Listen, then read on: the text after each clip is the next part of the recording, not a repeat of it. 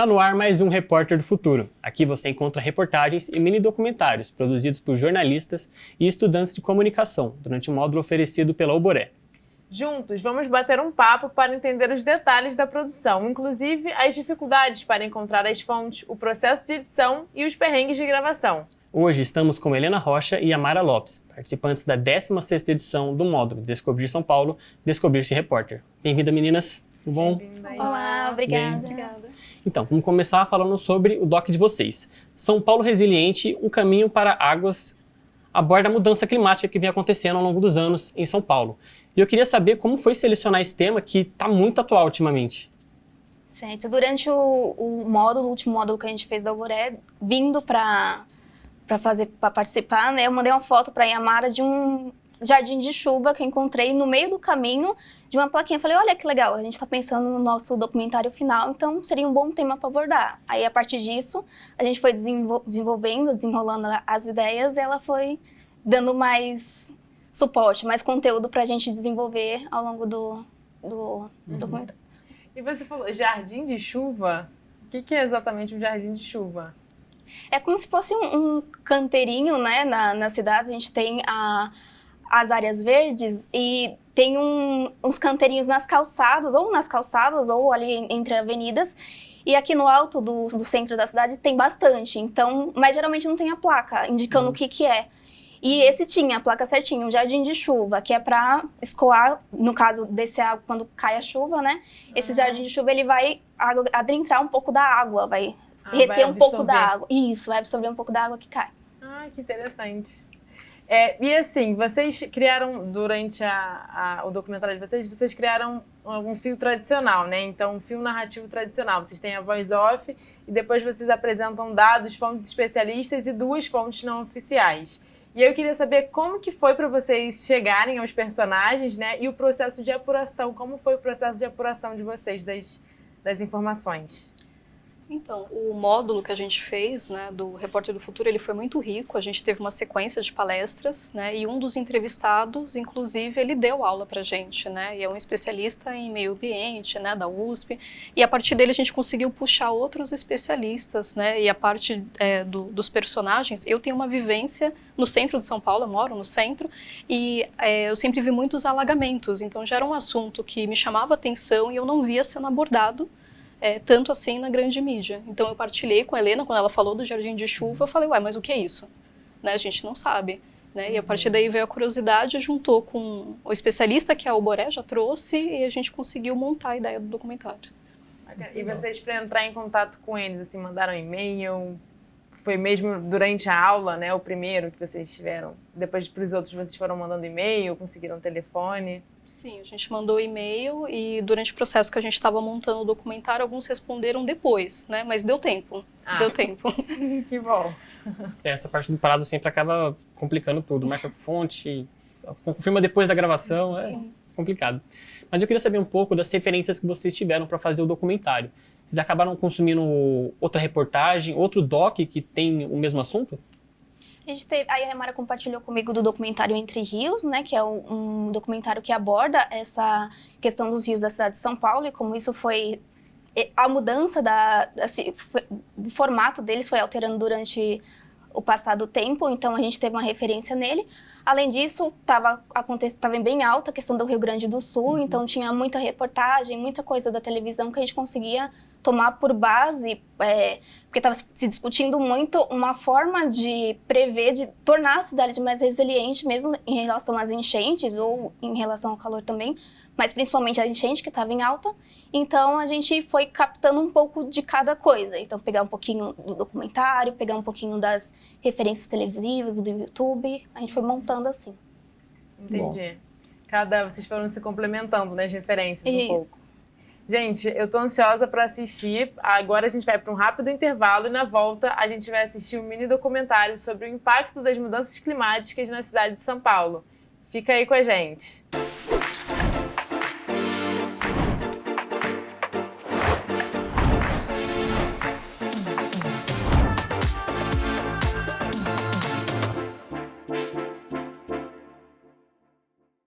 Você está gostando do programa e quer conferir outras edições? Tem dezenas de programas na nossa playlist do YouTube. Acesse youtube.com/Câmara São Paulo.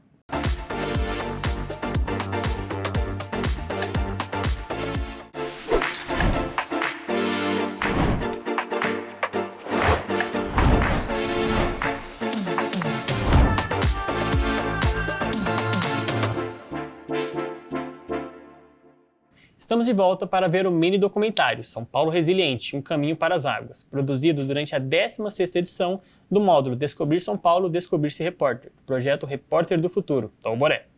O trabalho foi realizado pelas jornalistas Helena Rocha e Amara Lopes. Bora assistir? Roda VT.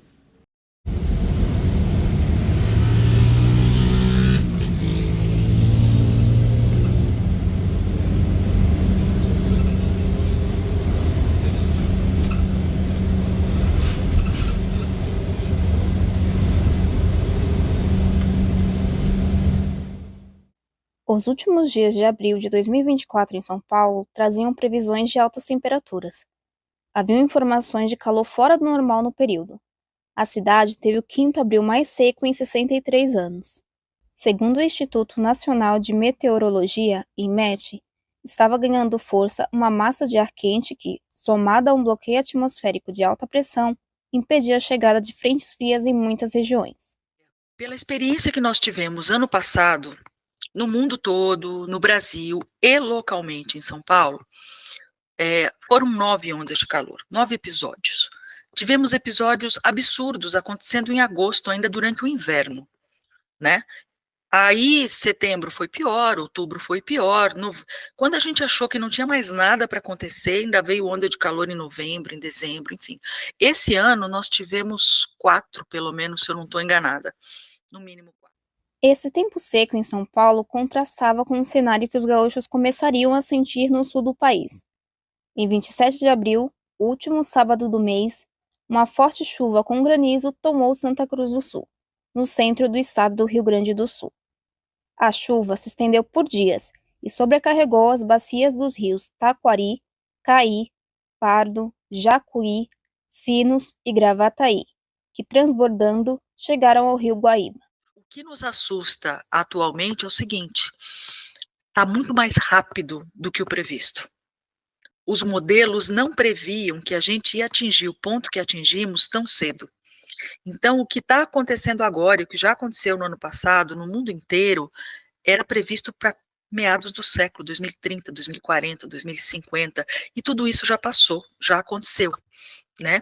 Então, esse desbalanço global do clima provoca essa sucessão de eventos simultâneos. Isso está muito além do El Niño, da Laninha, enfim, essas coisas, claro que têm algum efeito, mas nada disso aconteceria nessa proporção se não fosse a mudança global do clima. Segundo a Defesa Civil, a tragédia atingiu cerca de 478 municípios, desalojou mais de 400 mil pessoas, afetou mais de 2 milhões, feriu mais de 800 e culminou na morte de dezenas de cidadãos. Esses e outros dados continuam sendo atualizados em forma de boletins, disponibilizados no site do governo. Toda essa destruição, no entanto, não foi causada só pela chuva esperada para essa época do ano na região, mas também pelo desbalanço do clima.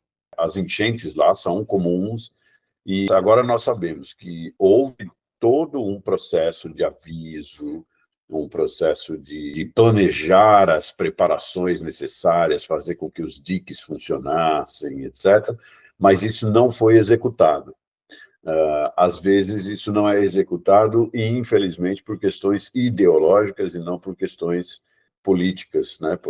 Política é uma coisa, ideologia está dentro da política, mas é outra. É muito importante essa articulação entre política, a legislação, a gestão e a ciência. Os 4 elementos têm que trabalhar em conjunto. As mudanças climáticas têm sido pauta recorrente na mídia e na academia, com consensos de especialistas em relação aos eventos extremos, como o aumento na intensidade de períodos de secas e chuvas, sobretudo ao fato deles se tornarem cada vez mais recorrentes.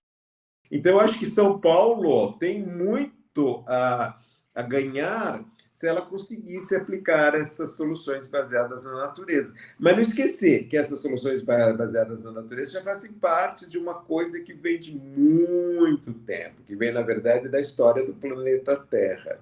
E ela vai ser sempre a que vai dar a última palavra.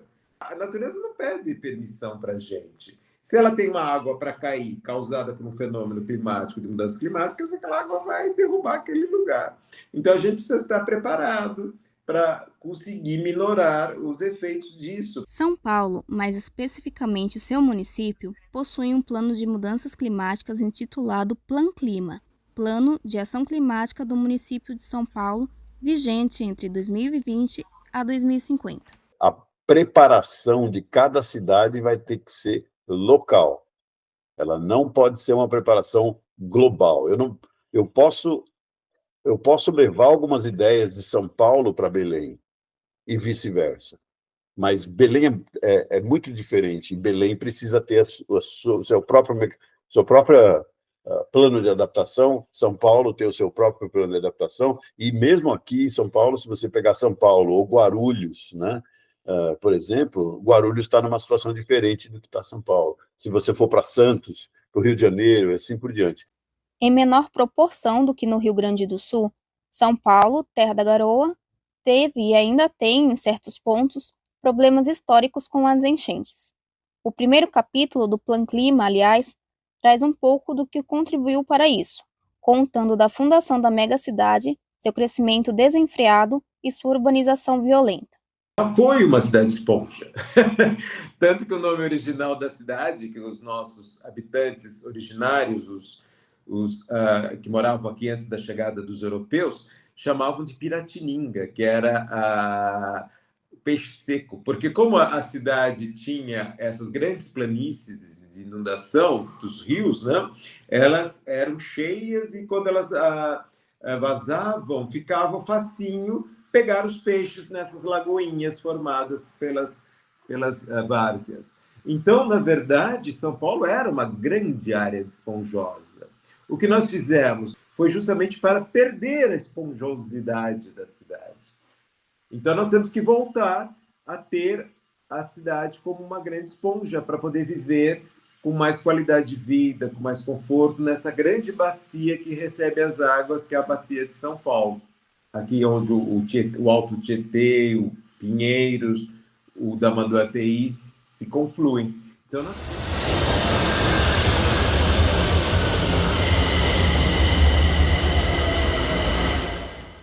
Na natureza, os rios passam por ciclos de secas e cheias. Porém, a urbanização da cidade tem uma responsabilidade maior por ter modificado o curso desses rios através de retificações e canalizações. Erroneamente, esses métodos eram considerados alternativas contra as enchentes. Uma coisa que é muito parecida, né, um fator que é muito parecido com o que acontece no Rio Grande do Sul, são pessoas vivendo em condições, por exemplo, em morros ou em lugares alagáveis, onde elas não poderiam morar, né? Isso aconteceu muito lá no Rio Grande do Sul e acontece muito aqui em São Paulo. Então, um plano de habitação, né, é urgente, né? Isso a gente tem de sobra. Nós temos gente muito boa que conhece muito bem o assunto nos vários níveis. Então, uma revolução na habitação hoje, eu acho que é fundamental. Conhecida hoje como Baixada do Glicério, a Várzea do Carmo, no bairro da Liberdade, sofre com alagamentos há décadas sem solução.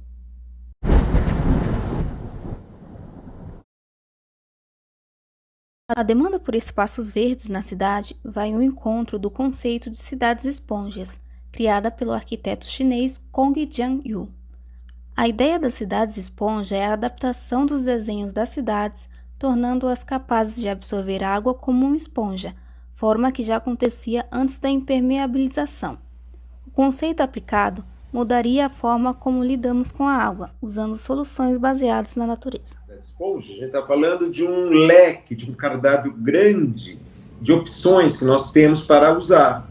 Então, nós temos desde os grandes parques, lagáveis ou não, enfim, as áreas que ficam lá em cima nas nascentes, nos mananciais, são todo parte de uma cidade esponja. Quando a gente chega lá embaixo, onde os rios recebem todas as águas, nós perdemos essa nossa várzea, que era a grande esponja. Então, nós vamos ter que recriar isso de várias maneiras, encaixando isso dentro do tecido urbano da cidade, que a cidade já foi construída em cima disso. Acho interessante, tem que ter mais, né? A gente tem que se prevenir antes de chegarem as chuvas mesmo, né? Na época do verão, janeiro, fevereiro, né? Eu tenho o efeito da mudança global do clima, que afeta tudo, em qualquer lugar, todo mundo, todos os biomas, todos os ecossistemas, e eu tenho uma sobreposição de efeitos que são decorrentes da urbanização, né? Então, eu tenho um efeito de ilha de calor urbano e outros efeitos de aquecimento diurno da cidade que são fruto do padrão de ocupação que a gente tem nas áreas urbanizadas. Então, eu tenho um excesso de pavimentação, eu tenho menos solo permeável, menos disponibilidade de espaço para área verde, árvores principalmente, que fazem o melhor dos serviços ecossistêmicos para a regulação do clima. Então, em função do padrão de urbanização, que é inevitável, a gente não vai viver em cavernas de novo, né? Mas a gente pode ter desenhos melhores ou piores. Tudo isso tem que ser pensado. E aí, a arquitetura, eu já vi trabalhos, por exemplo, muito interessantes, onde são examinadas as formas das cidades para ver como você distribui as árvores, e fazendo essa distribuição de árvores de tal maneira que elas ficam menos vulneráveis, né, a tempestades muito fortes, né? Porque uma árvore protege a outra. Quanto mais árvore você tiver, maior proteção você vai ter. Uma exploração da vegetação na cidade, porque a vegetação é o grande elemento que intermedia as águas com relação ao piso, ao solo. Então, quando você tem a vegetação com esse dossel arbóreo mais intensivo, quando você tem os estratos inferiores, você tem as superfícies vegetadas, você faz justamente isso. Quando você cultiva essa, vamos chamar, floresta urbana na cidade, nesses vários estratos e níveis, você gera um conjunto de amortecimento dessas chuvas, desse trabalho de cuidado com as águas. Estou lá no Parque do Povo, né? Mas onde eu moro mesmo tem bem pouco espaço verde, mas só o asfalto mesmo. São Paulo foi o exemplo, é o exemplo de uma cidade que não está preparada para as adaptações, as mudanças climáticas. Porque nós não estamos tocando também no outro aspecto, que é fundamental, porque a gente fala das águas apenas como parte de um excesso de água, como inundação.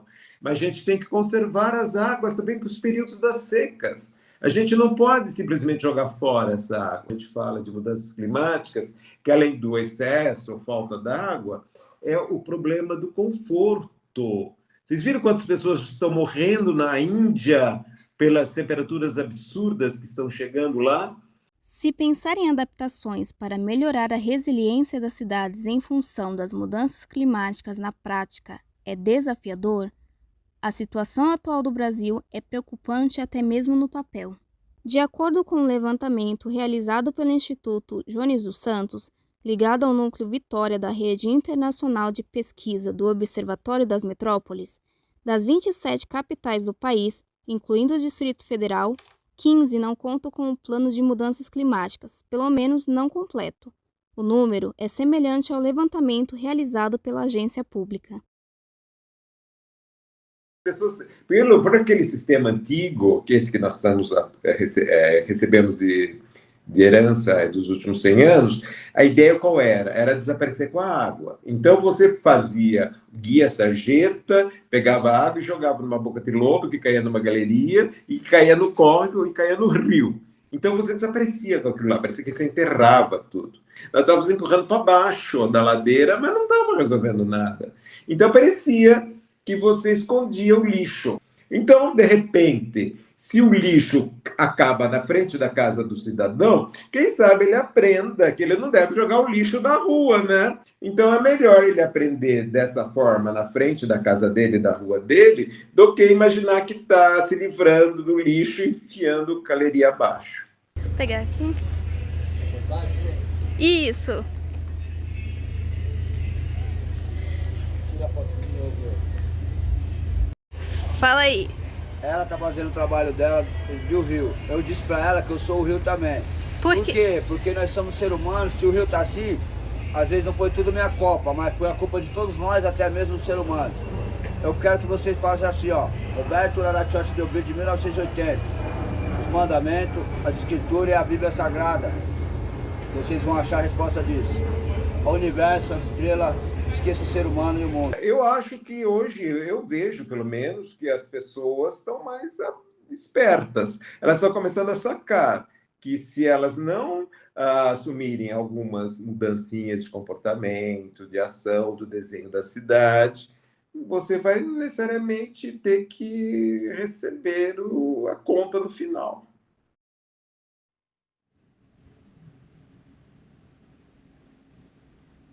É muito bom, meninas. Adorei o doc, adorei. Muito bom, também gostei muito de ter assistido. E o que eu percebi foi que vocês usaram muito do jornalismo de dados na reportagem, né? Trazendo informações sobre enchentes, sobre a condição climática que a gente se encontra atualmente. Eu queria saber como é que foi esse processo de localizar todos esses dados e colocar no doc. Então, parte desses dados os especialistas trouxeram para a gente e outra parte a gente realmente resolveu procurar em institutos, né, fontes confiáveis para poder pautar, embasar o documentário, né?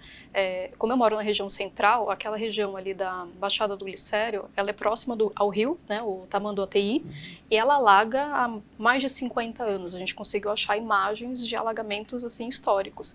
E por que isso acontece, né? Então, a gente foi atrás disso e acho que ficou um trabalho bem legal. E tem também a questão do Rio Grande do Sul, né, que está bastante em voga, e veio os dados, né, quantas pessoas perderam casa, quantas pessoas morreram. Né? E é muito importante isso, porque o clima está mudando e as consequências vão vir, né, para a população como um todo. E como que o Brasil vai se preparar para essas mudanças? Do mesmo jeito que aconteceu lá, pode acontecer em outras cidades. A gente precisa conscientizar e falar sobre isso. Sim, Perfeito. é um tema muito relevante, realmente. E sobre edição do material, né? Qual programa vocês usaram para editar o material, né, em vídeo? E eu queria saber se é a primeira vez que vocês produzem, se vocês já têm alguma experiência. Queria que vocês me contassem um pouco da experiência de vocês com audiovisual. Então, acho que a gente usou uma mescla de programas, né? Dava para fazer em um, a gente fazia em um, aí foi aprendendo assim. Mas eu nunca tinha feito com a Alboré, mas eu tinha a experiência da faculdade, onde em grupo também a gente produziu um documentário sobre artistas circenses e eu fui responsável pela edição. Então, alguma parte ali da legenda, de fazer alguma coisa, eu tinha algum conhecimento, ainda que não seja expert no assunto, mas deu para trabalhar. Apanhamos um pouquinho, mas deu. Eu tinha a experiência de já ter feito outros 2 documentários com o Boré, e fora isso, a experiência com a faculdade, mas também não sou uma especialista, né? Minha especialidade mesmo é a questão do texto no jornalismo, né? Mas a gente consegue se virar e tentar entregar um bom trabalho. Quando você fala isso, que usou um programa, depois usou outro, assim, qual o nome dos programas? Que eu acho que é importante assim, saber para as pessoas que estão começando, e qual foi exatamente a dificuldade que você teve, que vocês tiveram para usar um, depois usar outro? Tinha licença, não tinha? Ah, sim. Teve porque a parte da edição ficou mais com a Yamara, mas as partes que eu precisei mexer, eu usei o Premiere. E eu tive uma dificuldade para colocar legenda nele. Então, aí para legenda eu usei o CapCut, que eu usei no celular. Então, o Premiere eu fiz no computador e o CapCut eu baixei e coloquei a legenda no celular. Nossa! E eu usei o Filmora Wondershare. Nossa, foram quatro programas para fazer esse documentário. Vai achando que é fácil, né? Vai achando que é fácil. Isso aí, vai juntando as pecinhas, uma hora deu certo. Deu. Muito bem. Eu queria saber um pouco sobre como foi esse processo. Qual foi o saldo que vocês tiraram? Qual os perrengues que vocês passaram, que aprenderam com o doc? Olha, eu acho que o principal foi a questão da captação das imagens, porque a gente estava falando de um tema muito específico que foge completamente do nosso controle, que é o clima. A gente precisava de chuva. Então eu sabia que tinha uma área que alagava, era certeza que ela alagava e não chovia, entende? Então a gente teve que ir atrás de imagens muito antigas e atrás de, né, um arquivo pessoal mesmo, de ter visto a enchente acontecendo e gravar, porque a gente precisava de imagens sem direitos autorais. Então essa parte foi a mais puxada, assim, porque como que você vai ilustrar? Uma coisa é você falar de uma enchente, outra coisa é você mostrar ela. Realmente. Isso é verdade. Vocês não tiveram tempo de produção, a chuva não se adequou, né? Ao tempo de produção. Não tem um botãozinho. Não tem um botão para fazer chover. Mas foi bem bacana e a gente conseguiu aprender bastante no processo, tanto na questão de planejamento, às vezes de entender o que a gente pode usar, o que a gente não pode usar, mas também em questão para a gente desenvolver para nossa vida mesmo, de questão de conteúdo. Sim. Porque os 3 especialistas, né, foram super abertos para conversar, para explicar, às vezes, coisas que a gente, às vezes, não encontrou na pesquisa prévia, não estava no nosso roteiro. Então, deu para discutir bastante e aprofundar. E foi interessante ver como as pessoas elas estão dispostas a entender sobre mais. Quando a gente estava fazendo a gravação do rio poluído, teve um morador que chegou, eu quero falar, eu quero dar minha opinião também. Então, foi bacana a gente ver como... se você tem mecanismos, está interessado em mostrar para a sociedade os problemas, caminhos que podem ser feitos, ela está disposta a entender, a ouvir, a aprender. Ai, que legal. Que bacana ouvir isso. Gente, olha, o papo tá muito bom aqui, sempre é muito legal conversar com vocês, mas o nosso tempo acabou. Obrigada a vocês duas por terem batido esse papo com a gente aqui hoje. Gina, nós que agradecemos pela oportunidade. Obrigada a você por nos acompanhar até aqui. Nos próximos episódios traremos mais peças jornalísticas e os bastidores da produção delas para você. Se inscreva também no nosso canal do YouTube, youtube.com/Câmara São Paulo. Lá você encontra esse episódio e outras temporadas. O QR Code está aparecendo aí na tela. Siga também as redes sociais da Uboré para ficar por dentro da disponibilidade de módulos e até o próximo programa. Rede Câmara São Paulo, sua conexão com a política da cidade.